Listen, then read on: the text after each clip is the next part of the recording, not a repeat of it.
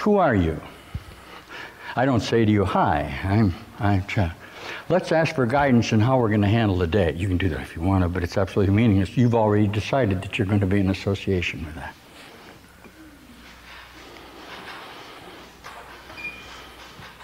When you go to teach this, they will always fall into mechanistic defense. This is what happens. Justification for the idea of spiritual progress. There's no such thing. Justification for a spiritual path. There's no such thing. Jesus says in the Course, anyone on a spiritual path has got his hands over his eyes. This is what you're trying to do. You can't do it. That's what he says. I mean, if there's a spiritual path and you're looking for God, why do you need guidance in finding God? It's senseless. You don't need guidance to find God, and anything that needs guidance is not real. Be glad. What if you really were separated and needed true guidance to get to God?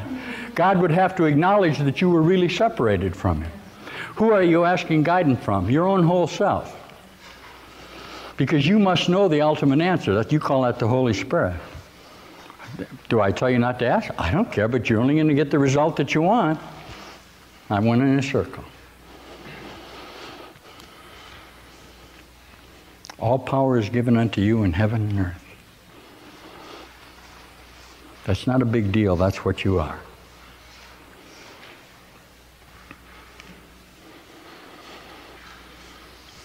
Can you go out and teach this? I don't know. I think I teach as an experience and try to stay out of the repartee. It's meaningless. I allow questions and addressing because there's some very fundamental necessities in the admission of what this really says. That's why I came here. I want you to look at what this says and stop trying to define it in your limited associations. Okay? It just simply says this isn't real. How many times does it say this isn't real? What, 30, 40? Will you come to know that this isn't real? Sure.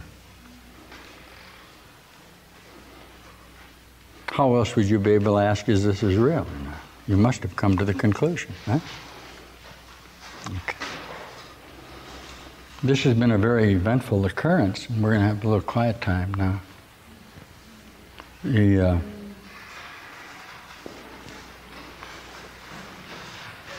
Boy, a lot of you guys are really familiar to me.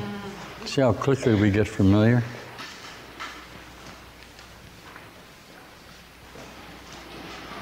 This initial purpose is what we call a sorting out. Okay? What I'm telling you is true. It's a little bit, we used to call it sorting the wheat from the chaff.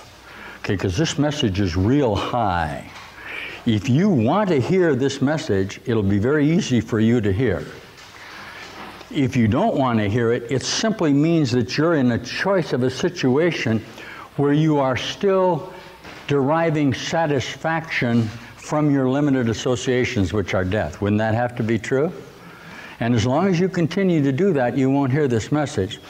All I'm really doing, and now we're going to have a quiet time, is to encourage you, this is called speeding up time now, is to encourage you to look at your problem.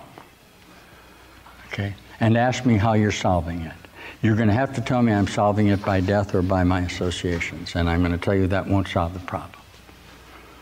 When you have tried enough to solve the problem and have not been successful, you will begin to hear this. Why? Because this is the only solution. There is no solution but this. If sickness and death and the earth are real, there is no God. This is a sentence right out of the Course. If there is a God in wholeness, then the earth, sickness, and pain and death are not real. There's no sense in equivocating this if you're going to attempt to teach it. These two things do not know each other.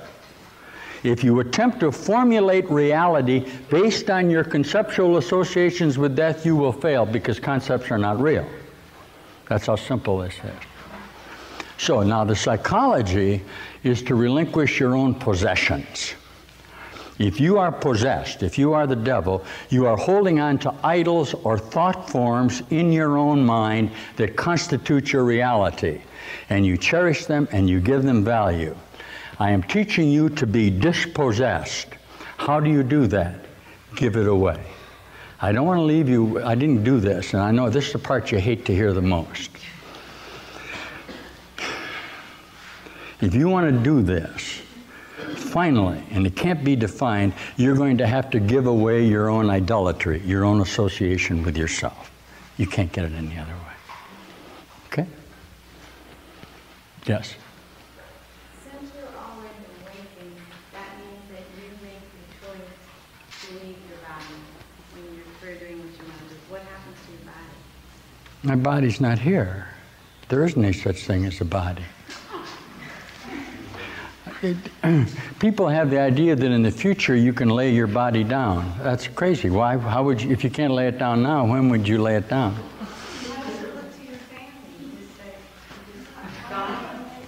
You mean, how does it look to your family?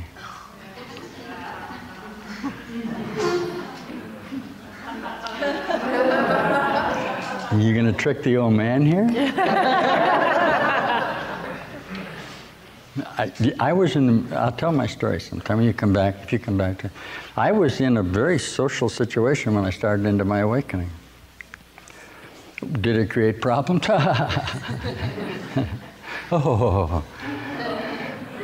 But you have problems anyway. If you're going to have problems, boy, have them going to God. That's all I can tell you. How long is it going to last? Just long enough for you to see that you can't escape anything by disassociation. See, a lot of you get a little piece of this and you think, the hell with it. The Course teaches me to give up my family and throw everything away and go to heaven. And the Course doesn't teach that at all. The Course teaches you only to give up your whole self, and definitions of what that is are what the falsity is. Okay, you can make mistakes and you can finally say, I find myself in an impossible situation. Why? You've changed your own mind and you no longer where you were last week. Now the question is, are you going to allow that previous association to hold you in the bondage through the obligation and guilt that you feel by your former karma? That's a problem for you. Do you hear me?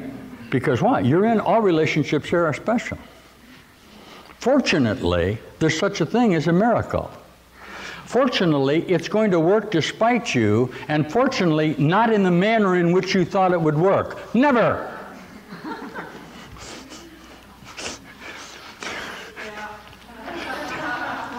The manner in you constructed it to work contained the falsity of your need to disassociate and re-illusion. Nothing ever happens for the reasons that you think it does. When you released your possessive specialness, okay, which wasn't real in the first place, there was a whole reformulation, including that consciousness, to the full benefit of the harmony contained in reality. This is the miracle, guys.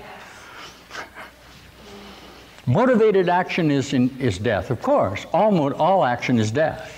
You need do nothing but change your mind. Okay? Now, that may appear to be conflictual, but it's always been conflictual. You've always just buried it. You say, well, how much of this am I going to have to go through? I don't the situation I'm in now. I've got children and a grandfather, and I love them all, and you're going to take that away from me? No. But I think that you ought to look at what's happening in that association. Okay, what you have constructed in your family unit in order to attack God.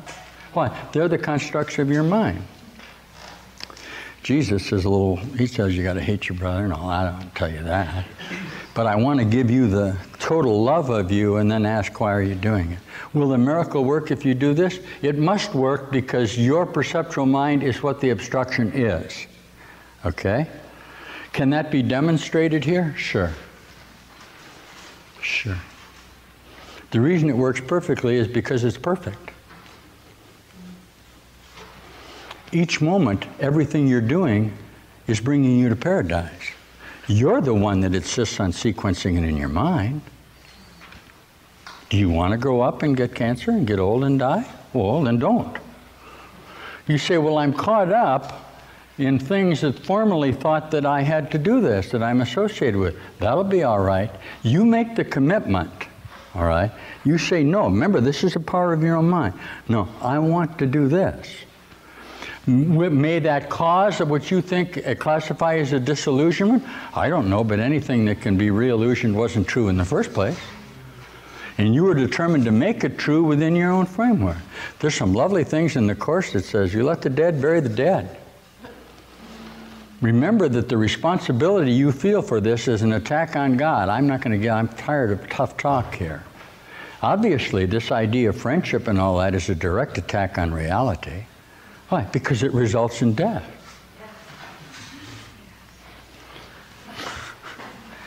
So it appears to you that I'm taking away the things that you love. But you love them only to what? To suffer the loneliness and pain in association with the love. Could you just once love them totally? Yes, but you'd have to do it with no judgment, and then you could never lose them because you've lost judgment of yourself. And you're no longer participating in the exchange.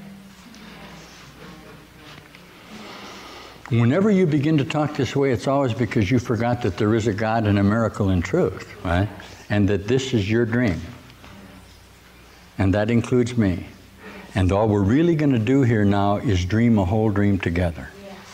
Can you do that? What would stop you? Did you do it? You're doing it now. Is it inevitable that you do it? Everything is inevitable. Be glad. That way you don't have to decide whether it has value or not. Are you ready? One more sentence and I swear I'm going to stop. I'm giving you to right out of the Course. Everything should have total value, is worth total valuing, or it has no value at all. Now you got no problem. You just value everything perfectly, but to do that you got to not judge it. And if you don't judge it and value everything, you say, you're crazy. You turn into a Job, you know, the Lord strikes you down and you say, thank you, Lord. That's progress, though, huh? But you still think there's a sacrifice connected with your determination to find it. Jesus would teach you there's no such thing as sacrifice. It doesn't cost you anything to be with God because that's where you are. Does this appear to be a complicated and difficult message? Of course, to those who want to complicate it, because I'm taking all of these, what am I really saying? You ready? I'm saying the same thing over and over again. I never say anything but what I'm saying. Every time I speak, I'm saying exactly the same thing as I always say. I'm just trying to penetrate your perceptual associations with what I'm saying. If you open up a book, all you're determined is to hold on what you thought was true last week is true today, and you're full of crap. Everything that you brought in here was absolutely meaningless. That's what salvation is.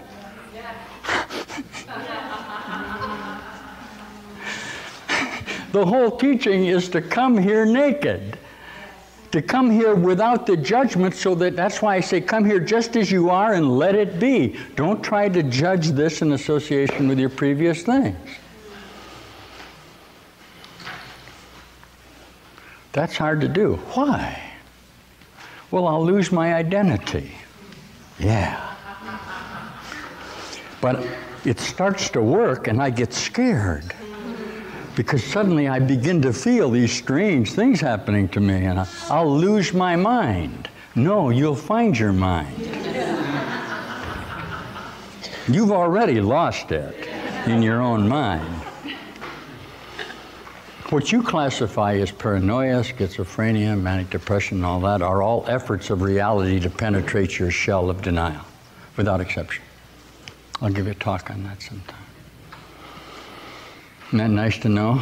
You feel paranoia because there's a lot of things around you all the time. When you expand your consciousness, you really get the feeling that something is around you, and you're absolutely right. And that scares you, so you take a drug to bring yourself down out of the fear that you have every right to feel because there's things around you that can hurt you. Obviously, the whole Course is nothing but a lesson in schizophrenia. It's the idea of a split mind, one of which is whole and the other isn't, and they are in conflict. Manic depression is what I teach. I teach you to be totally depressed so you can enter the mania side of your reality, all right? Until you really become totally depressed. When I used to teach this, I gotta stop here, I'm getting tired. I used to teach this when somebody would express depression to me, I'd say, go into your total depression. Don't try to recover from it. You wanna write that down? That's important. Don't attempt to recover from it. Go through it. If you're going to experience the pain of your bottom, let your bottom come whole again with you. That's the quickest way to get out of it. If you cover it, you'll remain with a defiled altar that you're fearful to look at. You'll then construct your reality on being unwilling to look at the fateful moment that brought you into this in the first place. Do you hear this? What's the difference in bottoms? It seems like I paid all my dues and that I ought to be able to. You're not the judge of it.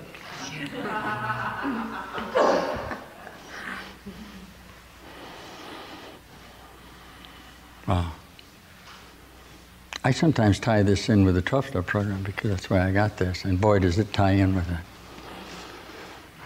I'm going to make a comment about the 12-step program in case somebody's listening to this. There's a point where it's necessary for the consciousness who is an addict to reassociate himself in a new factor of his determination that he's powerless over something and that by asking for help he receives it. This is the Course in Miracles. It may very well be necessary at that point for him to have a re-identification, say, as a recovered addict, because that's a statement of the wholeness of him in that association. It's a discovery of himself. If there's any dichotomy between the Course in Miracles and the 12-step program, I want to get this on the tape, it's that I am teaching you that all identities are false. Okay? So that if you're working a program that says, I am a recovered addict or I'm a recovering alcoholic, it's very important that you keep that identity so that you won't fall into the temptation of the original powerlessness that you could not exercise over the drug. And in that sense, having paid my dues again in this regard, all I can really offer you is this. All 12-step programs that are real programs are spiritual because it is a totally spiritual program, and it has nothing to do with self-identity, but with the relinquishment of the identity. And then it'll come together real good for you.